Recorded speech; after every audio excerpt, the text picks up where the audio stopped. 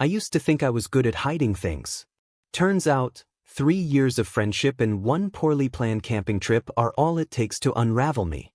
The drive up to Cascade Lake was supposed to be quiet, just me, the trees, and Elliot's voice breaking through the hum of tires on asphalt as he picked apart my playlist like he always does. He was wearing that worn-in hoodie with the sleeves pushed up, fingers tapping on the dashboard in rhythm. He never sits still when he's excited, and the trip had clearly stirred something in him. For me, it was something else entirely, a quiet storm building behind my ribs. Elliot and I met in college during a disastrous group project. He was the kind of guy who could make a spreadsheet funny, all crooked smiles and sarcastic commentary, and I, terminally awkward, somehow got swept into his orbit. We stayed close after graduation, mostly through long text chains, late-night calls, and weekend hikes that felt more like therapy sessions with a view. Somewhere between those moments, my feelings tangled up into something I couldn't easily shrug off. But I never said anything. I convinced myself I didn't need to. He liked girls, or at least I thought he did. And even if he didn't, even if there was some small chance, why risk the comfort of what we had? But this trip was different. He invited me. Just us. We've talked about doing this forever, he'd said. One last fall hike before winter eats the trails. So here we are. 2 backpacks tossed in the back of his Subaru, a tent we haven't set up before, and a forecast that's chillier than either of us planned for. As we wind up the mountain road, the trees blur into strokes of gold and fire, autumn clinging to its last breath. I catch myself watching him too long in the reflection of the window. His profile soft in the afternoon light, that little wrinkle in his brow when he's focused on the road. He doesn't notice. Or maybe he does and doesn't say anything. I turn my gaze outward, pretending to admire the view, but my chest is tight. This trip, it's the kind of setting people write songs about. Isolated, beautiful, just cold enough to justify warmth. And I don't know what scares me more, the idea of being that close to him, or the chance that he might want it too. Elliot always teases me for packing like we're heading into the wilderness for a month, not a weekend. I'd stuffed my bag with extra socks, a half-used first aid kit, and enough granola bars to feed a Boy Scout troop. He, on the other hand, packed light. You really trust weather apps that much? I asked, holding up his paper-thin hoodie with a raised eyebrow as we unpacked the car. He smirked. I trust my instincts. Besides, we've got one sleeping bag, right? I laughed, trying not to let that comment echo too loudly in my chest. One each, hopefully. Elliot blinked. Wait, no, I thought we were doing the ultralight thing. I only brought mine. A beat passed. My stomach did a small somersault. Oh, there was. The small, inconvenient complication, one sleeping bag between us. Of course it had to be that kind of trip. I tried to play it off with a shrug. We'll figure it out. We always did. Our friendship had been built on that kind of easy rhythm, banter, problem-solving, the shared comfort of being around someone who just got you. He was always the loud one, the confident one, the guy who could talk to strangers like he'd known them for years. I was more reserved. I liked watching him work a room, lighting it up without realizing it, and I liked even more when it was just the two of us, and he turned that light inward. We'd done a dozen trips together, some with friends, some just the two of us. Once, we got caught in a thunderstorm on a coastal hike and had to wait it out in a cave, shivering and soaked, playing Would You Rather until our teeth stopped chattering. That night, we fell asleep back-to-back for warmth. I didn't sleep much. Not because of the cold. I still can't believe you said you'd rather wrestle a bear than lose internet for a year, I said now, setting up the tent while Elliot unfolded the camp chairs. Hey, I stand by it, he called over his shoulder. I'd rather get mauled than live in a world without memes. Truly a man of principle. He flashed me that grin, the one that made it hard to breathe sometimes. You'd miss my texts too much. That wasn't untrue. I would. More than I should admit. By the time we had the tent up and a modest fire crackling, the sky had turned lavender with dusk. The air bit sharper now, hinting at the frost to come. Elliot rubbed his hands together and huddled closer to the flames. Okay, he said, tugging his hoodie tighter. I may have underestimated the temperature. No kidding. I handed him a steaming mug of cocoa from my overachiever camping thermos. Next time, let me pack for you. Next time, he repeated, quieter, with a softness I wasn't expecting. He looked at me then, really looked, and something in my chest tightened. His eyes lingered a moment too long. Or maybe mine did. I looked away first. The night deepened, the fire burning low. We sat in companionable silence, shoulder to shoulder on the same log. Occasionally, his knee brushed mine. Neither of us moved away. Eventually, he yawned and stretched, joints cracking.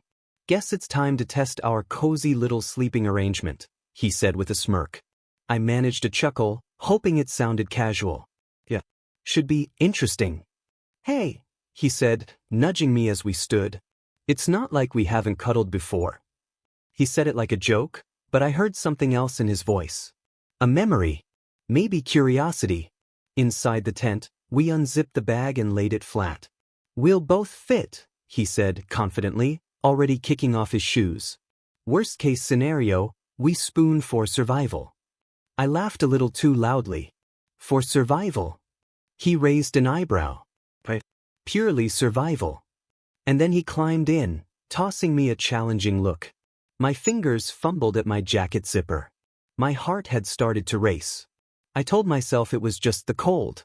But I knew better. It was sometime past midnight when the storm rolled in. Not a loud, thunder-cracking one.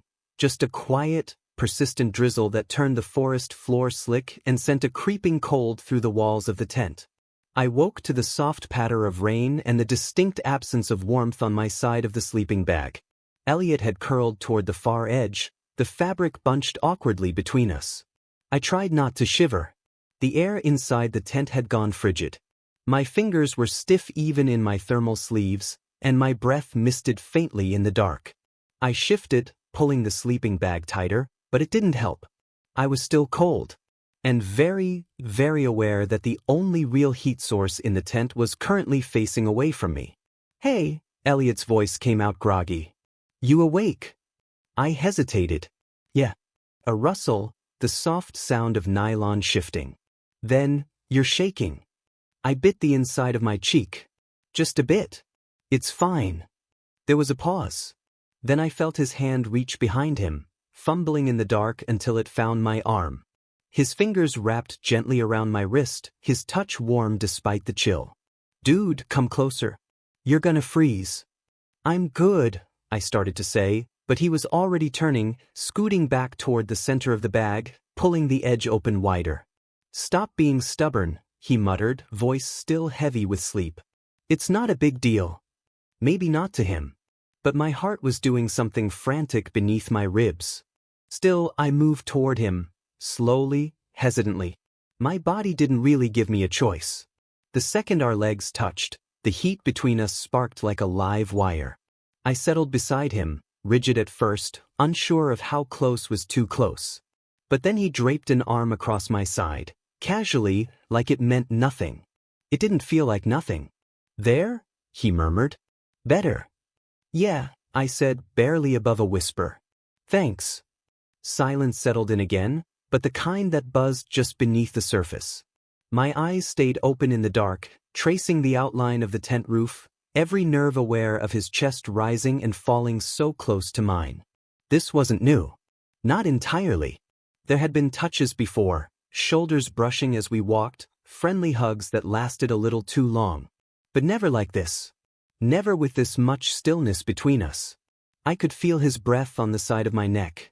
I could feel my restraint pulling taut like a thread near breaking. He shifted slightly, his hand splaying across my ribs in his sleep, or maybe not in sleep. I couldn't tell. The contact was gentle, grounding, and so much worse than if he'd pulled away. I wanted to lean into it. I wanted to press my face into the crook of his neck and stay there. But what if I did and he pulled back? I swallowed hard. You okay? His voice again, quieter now, softer. Like he was afraid of waking something. I'm fine, I lied. Just thinking. About. I hesitated. Stuff. He chuckled low in his throat. That's specific. It's late, I deflected. My brain's not exactly poetic right now. He didn't say anything for a while. Then, "You've been quiet all day." I stiffened slightly, not enough to pull away, but he noticed. His thumb brushed, absently, across the hem of my thermal shirt, just a small motion, but it stole my breath. "Did I do something?" he asked, voice quieter than before. The way he asked that, uncertain, almost nervous, was enough to crack something in me. "No," I said quickly. "You didn't. It's not cute." He shifted again, and now our foreheads were nearly touching. "Then what is it?" I couldn't speak. My throat had closed up. His eyes searched mine, faintly illuminated by the dim glow of the moon filtering through the tent. I saw concern there, but also something else. Something unreadable. I started, voice breaking. "I've been trying not to mess this up." "What's there to mess up?" he asked, genuinely confused. And wasn't that the problem? For him, it was simple. A trip. A friend. A shared sleeping bag to beat the cold. For me, it was everything. I didn't answer, and maybe that was answer enough. Elliot exhaled slowly. His fingers had stopped moving, but they still rested on my side. "You know," he said quietly, "you're not the only one who overthinks things." That caught me off guard. "Really?" He smiled faintly. "Shocking, I know. But yeah, especially lately." His gaze dropped to my lips and flicked away almost instantly, but not before I caught it. My heart thudded against my ribs. I couldn't look away from him now. He looked nervous. Elliot, who never hesitated, never stumbled, was staring at me like I was a puzzle he almost had the courage to solve. And just like that, the space between us felt too small and too wide all at once. I wasn't cold anymore. I was burning. I lay there in the dark, every part of me screaming to move, do something, say something, but I stayed frozen, tangled in warmth and fear. Elliot's breath was steady and close, his arms still lightly draped across me, his thumb barely brushing my side in this maddening, soothing rhythm. He didn't pull away. He didn't shift. It was like he was waiting for something. Or maybe I was.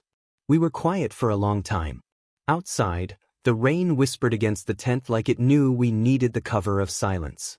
It sounded almost like a lullaby, except neither of us was drifting. We were both too still, too aware. Finally, I spoke. "Do you ever feel like something's about to change, and you don't know if that's a good thing or a terrible one?" Elliot didn't answer right away. I felt his hand press slightly more firmly against my ribs, not tight, just present. "Yeah," he said softly. "Lately, yeah." My mouth felt dry. "Same." The pause. Then, "With us." I nodded, unsure if he could even see it in the dark. "With us." He didn't pull away. He didn't even flinch. That terrified me more than if he had. "I've been trying not to think about it," I admitted. "But it's kind of impossible. You're right here. And you." I stopped, chest tightening. He leaned closer, his voice barely above a whisper. "Me what?" "You make it hard not to want more." It was out before I could second-guess it. The air seemed to shift. A quiet unraveling. Elliot exhaled slowly. I felt it ghost over my jaw. Then his fingers slid up, brushing against my collarbone in the barest, most accidental touch imaginable, and still, my entire body reacted like it was fire. "Can I ask you something?" he said quietly. "Yeah." "Is that why you've been acting weird the past few months?" His tone wasn't accusatory, just curious. Gentle. I laughed nervously. I wasn't that obvious, was I? He smiled, I could hear it in his voice. "No. Not to anyone else. Just me." That made my heart jump. "I didn't want to risk screwing up what we have," I whispered. I kept telling myself it was just me. That it wasn't worth ruining the one person who makes me feel like I'm safe. Like I can breathe. Elliot didn't speak right away, and that silence stretched like a wire between us. I started to panic, to fill it with something, an apology, an excuse, anything, but then his hand slid to the side of my face, fingers grazing the edge of my jaw, grounding me instantly. "You're not the only one," he said, and his voice cracked just a little. My chest felt like it might split open. "I didn't know what to do with it," he admitted. "At first I thought I was imagining it, that you didn't feel the same, that I was just reading too much into all the things I wanted to see. I turned my head toward him slowly. And now? He hesitated. Now, you're lying next to me in my sleeping bag, and I can feel my heart in my throat. Same, I whispered.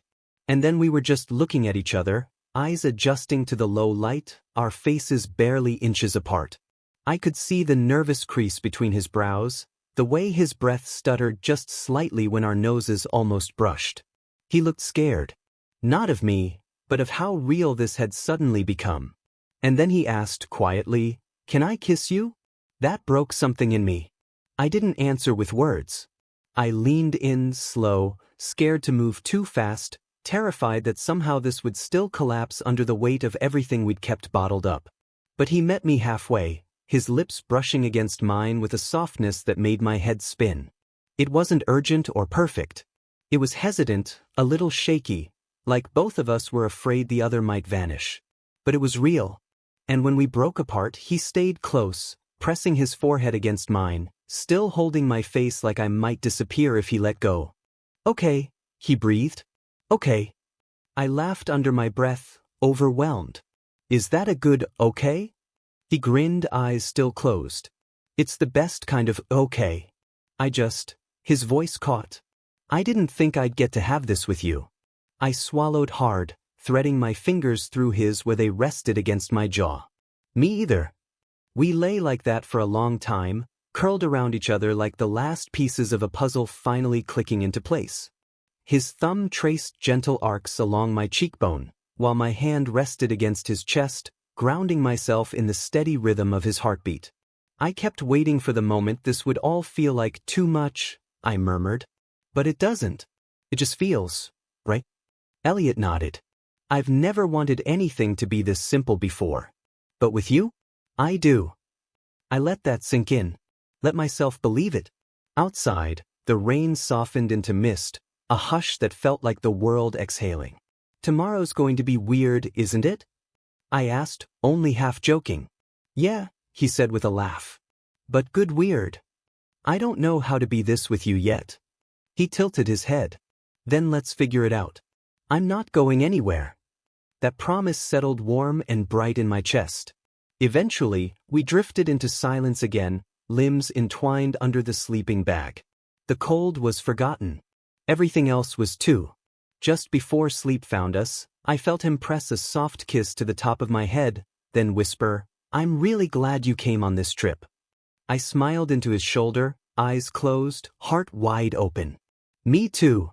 Morning came slowly, as if the world outside the tent knew better than to rush us. I woke before Elliot, still tucked against him, his arm heavy around my waist and one of his legs hooked over mine like we'd been doing this forever. My cheek rested against his collarbone, the rise and fall of his breathing a quiet reassurance. And even though my body was stiff from sleeping on uneven ground, I didn't move. For once, I didn't want to move. The confession from the night before replayed in my mind, over and over, like a new song I couldn't stop humming. It felt unreal, like I'd finally stepped into the story I'd been too afraid to believe could ever be mine. Elliot stirred, and his arm tightened instinctively, holding me closer. His voice came out low and groggy against my hair. "Are you staring at me again?" I grinned into his chest. "Maybe." He gave a sleepy chuckle, the kind that vibrated in his throat. "That's cute. Creepy but cute." I lifted my head to look at him, his eyes still heavy-lidded, hair a mess, and smile stupidly warm. "You're a menace," I said. "I'm your menace now," he replied, eyes twinkling just a little. And just like that, it was real again. We lay there, grinning like idiots in a shared bubble of warmth and ridiculous relief. "You know we have to get up eventually," I murmured. "Nope," he said, pulling the sleeping bag tighter around us. "We live here now. In this tent. Off-grid love story. We'll forage for berries and bathe in cold lakes." "That's your dream." "No, but I'd do it if it meant waking up like this every morning." Good. I wasn't ready for the way his honesty made my chest ache. "I've never done this before," I said softly. "Any of it." He nodded, brushing his knuckles gently along my jaw. "Me neither. But we're already here. That has to count for something. I sat up a little, resting on my elbow as I looked down at him. What happens when we go back? He tilted his head. You mean real life? Yeah. The trip ends, we go home. The tent's gone, the excuse to cuddle for warmth disappears. I bit my lip. Do we stay in this bubble or? Elliot's hand found mine, fingers threading through easily, like we'd done it 1,000 times before. We figure it out. We talk. We make time. And when things get weird or scary, we say so. You make it sound easy. It won't be. But you make me want to try. I leaned in and kissed him again, slower this time, more certain. Not because I was afraid of losing him, but because I was finally starting to believe I didn't have to. When we pulled apart, he whispered, "We should tell Finn we're dating." Just to watch his brain short-circuit. I laughed. We're dating already? You shared a sleeping bag with me. That's legally binding. Oh really? I think you're mistaking gay camping law for marriage. Same thing, he said, completely unbothered. I shook my head, burying my face in his shoulder again. This is going to be chaos, isn't it? Totally, he replied. But the fun kind. And just like that, we started something new, messy, uncharted, but ours. Back in the city, everything moved faster. Buses hissed, people shouted into phones, and car horns filled the gaps between conversations. But somewhere inside it all, I found a kind of stillness, because Elliot was walking beside me. Our arms brushed occasionally, not quite holding hands yet, but always close. Like we were still warming up to the idea of us outside the quiet of the woods. It had been 3 days since we'd gotten back. 3 days since the tent, the kiss, the confession. 3 days of texting more than usual, of glancing across rooms when we were with friends, of quiet smiles that said, "We know." And now we were here. On this street, outside the hole-in-the-wall diner we always joked about but never actually went into. I still can't believe you wanted to eat here, Elliot said, grinning as he held the door for me. Didn't we once say this place looked like a front for money laundering? Exactly. That's why we have to try it. If we disappear, at least it'll be romantic. He snorted. That's the bare minimum I expect from Death by Diner. Inside, the place smelled like old coffee and fried everything. The vinyl booths squeaked, and the server didn't even blink when Elliot asked if the grilled cheese could be emotionally healing. Somehow, it felt perfect. Halfway through our meal, while he was telling a story about a failed Tinder date from last year, complete with dramatic reenactments and an offensive impersonation of a man named Brent, I reached out and took his hand. I didn't even think about it. I just did. Elliot stopped mid-sentence. His fingers stilled in mine. And when he looked at me, the corners of his eyes crinkled in that way I loved, like he was smiling even if his mouth hadn't caught up yet. You okay? He asked, voice a little softer now. Yeah. I nodded. I just wanted to. He squeezed my hand gently. Good. Because I wanted you to too. We stayed like that. Fingers laced across cheap formica, smiling like idiots while the world moved on around us. After the meal, we walked back toward the subway, our hands brushing again until he took mine and didn't let go this time. It's weird, I said, glancing at him. I kept thinking it would feel different. Elliot raised an eyebrow. Disappointing different or? No, I said quickly. Just like it would feel louder. Complicated. But instead it just feels easy. Yeah, he said, bumping my shoulder. You and me, we've been a thing for a while. We just didn't say it out loud. And now that we have? He shrugged, but his smile betrayed him. Now we say more. We reached the turn where he'd go one way and I the other, and for a second I panicked. Not because I didn't trust us, but because part of me still couldn't believe I finally had something I didn't want to let go of. Elliot stepped in close, his hands still in mine. We'll figure this out, he said, reading me without needing to ask. We'll text and call and maybe get brunch like those annoyingly cute couples you secretly judge. I never judge. You totally do. Okay, a little. He laughed, then leaned in and pressed a soft kiss to my cheek. I'll see you tomorrow? I nodded. Yeah. Tomorrow. And as he walked away, hands in his pockets, Head turning back for one last grin, I felt it. The certainty. This wasn't the end of a trip.